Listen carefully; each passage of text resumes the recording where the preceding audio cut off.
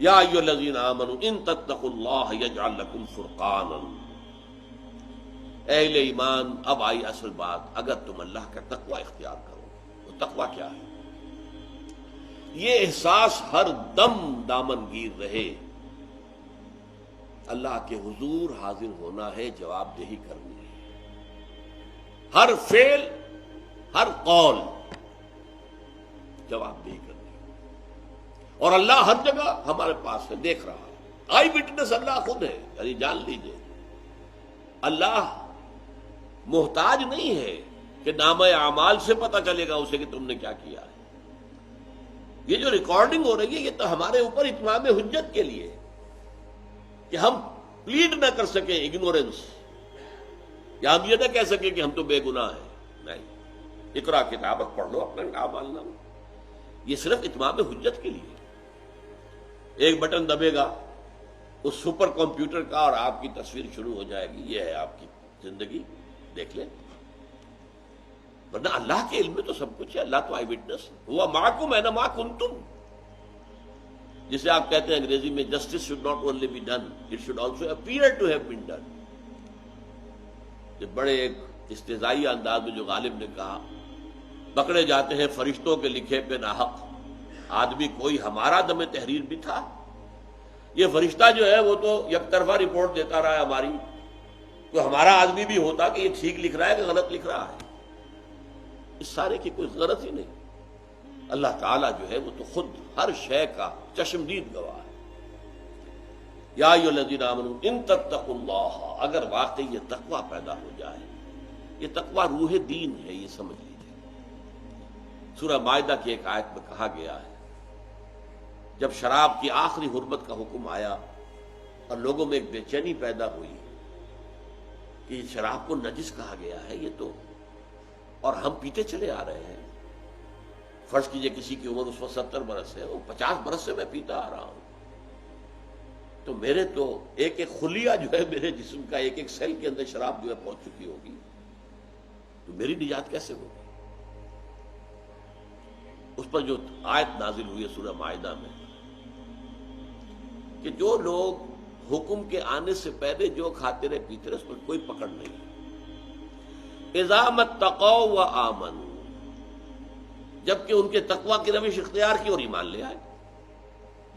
وعملوا الصالحات، اور عمل کیے اچھے.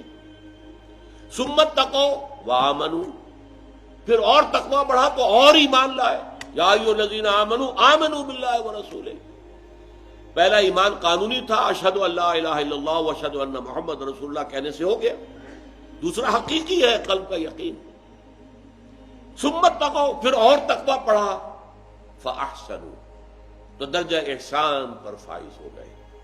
واللہ یحب المحسنین، اللہ تعالی درجہ احسان پر فائز لوگ جو ہے ان سے محبت کرتا ہے، وہ اللہ کے محبوب بن جاتے ہیں. تو تقوی از دی موونگ اسپرٹ جو آپ کو ایک مقام سے دوسرے تک، دوسرے سے تیسرے تک، اسلام سے ایمان، ایمان سے احسان، یہ 3 درجات ہیں. حدیث جبرائیل میں جو سوال کیے حضرت جبرائیل نے انسانی شکل میں آ کر، جبکہ حضور صحابہ کرام کے مجمع میں بیٹھے ہوئے تھے. اور اس حدیث کو کہا جاتا ہے ام السنہ.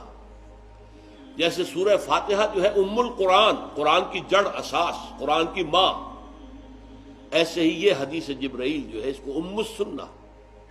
یہی ہے کہ پہلے حضرت جبرائیل نے پوچھا اخبرنی عن الاسلام، اسلام کیا ہے. پھر اخبرنی عن الایمان، ایمان بتائیے کیا ہے. پھر اخبرنی عن الاحسان. یہ 3 درجے، اور وہ سورہ مائدہ کی اس آیت کے اندر بھی ہے. پہلا ایمان قانونی ایمان، دوسرا ایمان یقین والا ایمان. قانونی ایمان اسلام ہے، دوسرا ایمان حقیقی ایمان ہے. تیسرا درجہ ایمان کا یقین ایسا ہو جائے کانک تراہ فإن لم تکن تراہ فإنہ یراک. وہ یقین اس درجے کو پہنچ جائے کہ تمہاری کیفیت یہ ہو جائے کہ گویا کہ تم اللہ کو دیکھ رہے ہو اپنی آنکھوں سے. ورنہ کم سے کم یہ احساس رہے ہر وقت اللہ مجھے دیکھ رہا ہے. جب یہ کیفیت ہوگی تو درجہ احسان پر فائز ہو جاؤ گے.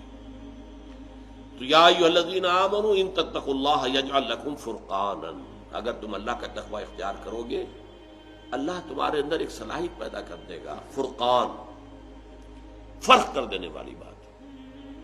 ہر مرحلے پر تمہارا اپنا دل تمہیں بتائے گا کہ صحیح راستہ کون سا ہے، غلط کون سا ہے۔ تمہارا دل بتائے گا کہ یہ غلط ہے، یہ صحیح ہے۔ بعض معاملات میں حضور سے جب لوگ سوال کرتے تھے، آپ جواب دیتے تھے استفت قلبک، اپنے دل سے فتویٰ مانگ لو بھائی، تمہارا دل بتا دے گا کہ یہ صحیح ہے یا غلط ہے۔ لیکن یہ کس کا دل؟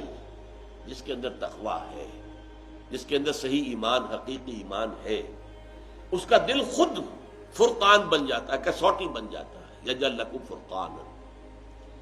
بلکہ ایک میں تو الفاظ یہ بھی آئے ہیں، استفت قلبک ولا افتاک المفتی، چاہے مفتی تمہیں فتویٰ دے بھی دے کہ ہاں یہ جائز ہے، لیکن اگر تمہارا دل یہ کہہ رہا نہیں جائز نہیں ہے تو ہرگز مفتی کا فتویٰ نہ ماننا، اپنے دل کا فتویٰ ماننا۔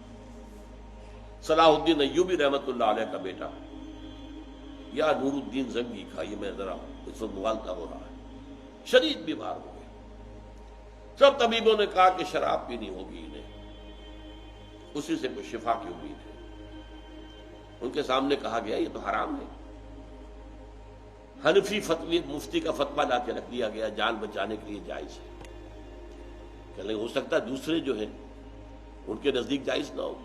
چاروں فقہیں جو تھیں، حنفی، مالکی، شافعی، حنبلی، سب کے مفتیوں کے فتوے لا کر رکھ دیے، دیکھیے سب کہہ رہے ہیں جائز۔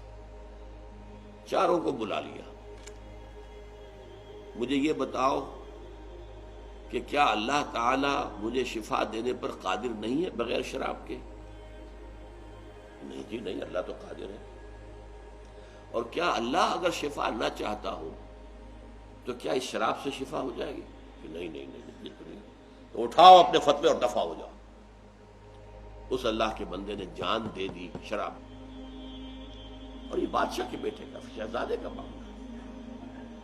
تو یہ جو لکم فرقان، اللہ تمہارے دل میں وہ صلاحیت رکھ دے گا، وَيُكَفِّرْ عَنْكُمْ سَيِّئَاتِكُمْ، اور اگر کہیں کوئی غلطی ہو بھی گئی تو اللہ تعالیٰ معاف کر دے گا، تمہاری برائیوں کو تم سے دور کر دے گا، وَيَغْفِرْ لَكُمْ، تمہیں بخش دے گا، وَاللَّهُ ذُو الْفَضْلِ الْعَظِيمِ، اور اللہ تعالیٰ بہت بڑے فضل والا ہے۔